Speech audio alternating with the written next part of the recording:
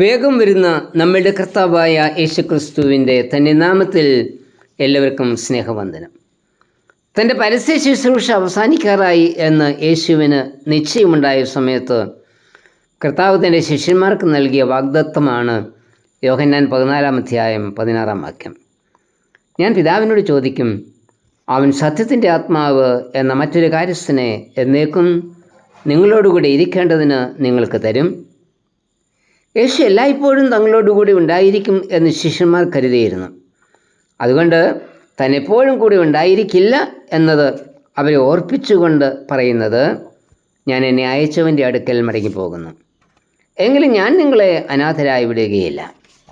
ഞാൻ പോയാൽ പരിശുദ്ധാത്മാവ് എന്ന കാര്യസ്ഥനെ എന്നേക്ക് നിങ്ങളോടുകൂടെ ഇരിക്കേണ്ടതിന് നൽകും. യോഹന്നാൻ 16:5-6-7 വാഗ്ദത്ത പ്രകാരം കാത്തിരുന്ന ശിഷ്യന്മാർക്ക് പരിശുദ്ധാത്മാവിനെ ലഭിച്ചു എന്ന് അപ്പോസ്തലപ്രവൃത്തി 2-1-4 വായിക്കുന്നു.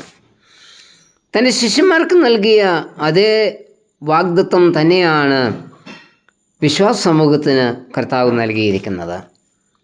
ദൈവം വാഗ്ദാനം ചെയ്തിരിക്കുന്നതും ഇന്ന് നമ്മിൽ പ്രവർത്തിച്ചിരിക്കുന്നതുമായ പരിശുദ്ധാത്മാവ് നമുക്ക് നൽകുന്ന ചില അനുഗ്രഹങ്ങൾ ഉണ്ട്. അവ എന്ത് എന്ന് നമുക്ക് നോക്കാം. 1. പരിശുദ്ധാത്മാവ് നമ്മെ ശുദ്ധീകരിക്കുന്നു. പാപത്തിൽ വീണുപോയ ദാവീദിൻ്റെ പ്രാർത്ഥന, മനസ്സൊരുക്കമുള്ള ആത്മാവിനാൽ എന്നെ താങ്ങണമേ. സങ്കീർത്തനം 51:12. സ്ഥിരമായൊരാത്മാവിനെ എന്നിൽ പുതുക്കണമേ. 51:10. പുതുതാക്കുക എന്നത് ശുദ്ധീകരണത്തെ സൂചിപ്പിക്കുന്നു. പാപത്തെക്കുറിച്ചും നീതിയെക്കുറിച്ചും ന്യായവിധിയെക്കുറിച്ചും നമ്മെ ഓർപ്പിച്ച് പരിശുദ്ധാത്മാവ് നമ്മെ സകല സത്യത്തിലും വഴി നടത്തുന്നു. യോഹന്നാൻ 16:8-13.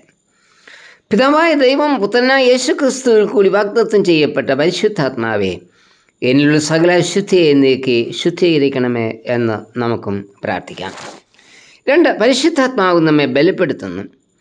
പരിശുദ്ധാത്മാവിനെക്കുറിച്ച് യെശയ്യാവ് 11:2 പറയുന്നത്, ജ്ഞാനത്തിൻ്റെയും വിവേകത്തിൻ്റെയും ആത്മാവ്, ആലോചനയുടെയും ബലത്തിൻ്റെയും ആത്മാവ്, പരിജ്ഞാനത്തിൻ്റെയും യഹോവഭക്തിയുടെയും ആത്മാവ് എന്ന.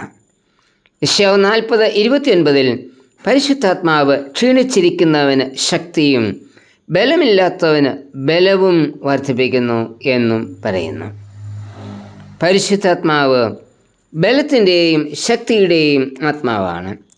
പരിശുദ്ധാത്മശക്തിയിൽ നടത്തപ്പെട്ട ശിംശോനെക്കുറിച്ചും അവനിൽ വസിച്ചിരുന്ന ആത്മാവ് അവനെ വിട്ടുപോയപ്പോൾ ഉണ്ടായ ബലഹീനതയെക്കുറിച്ചും ന്യായാധിപന്മാരുടെ പുസ്തകത്തിൽ വായിക്കുന്നുണ്ടല്ലോ. ഈ ആത്മാവിൻ്റെ ശക്തിയാണ് അസ്ഥികളുടെ താഴ്വരയിൽ വീശിയ കാറ്റ്. ആ കാറ്റ് വീശിയപ്പോൾ ചിതറിക്കിടന്ന അസ്ഥികൾ ഒന്നായി, ഞരമ്പ് ഉണ്ടായി, മാംസം വെച്ചു, ത്വക്കിനാൽ പൊതിയപ്പെട്ടു, ജീവനുള്ള ഒരു വലിയ സൈന്യമായി തീർന്നു. ഈ കാറ്റ് വീശിയപ്പോൾ ആണ് ചെങ്കടൽ വിഭജിച്ച് ഇസ്രായേൽ ജനം അക്കരെ കടന്നത്. ഈ കാറ്റ് ഇന്ന് നമ്മുടെ മേലും വീശണം. ദൈവത്തിൻ്റെ കാറ്റേ, പരിശുദ്ധാത്മാവേ, എൻ്റെയും മേൽ വീശി ലോകവഴിയിൽ വീടുപോകാതെ ശക്തീകരിക്കണമേ എന്ന് പ്രാർത്ഥിക്കാം. 3. പരിശുദ്ധാത്മാവ് നമ്മെ കർത്താവിൻ്റെ സാക്ഷിയാകുന്നു. കർത്താവിൻ്റെ നിർദ്ദേശപ്രകാരം പരിശുദ്ധാത്മശക്തിക്കായി മാളികമുറിയിൽ കാത്തിരുന്ന ശിഷ്യന്മാർക്ക് അഗ്നിജാല പോലെ പിളർന്നിരിക്കുന്ന നാവുകൾ പ്രത്യക്ഷമാവുകയും അവരെല്ലാവരും പരിശുദ്ധാത്മാവിനാൽ നിറയപ്പെടുകയും ചെയ്തു. പ്രവൃത്തി 2:1-4.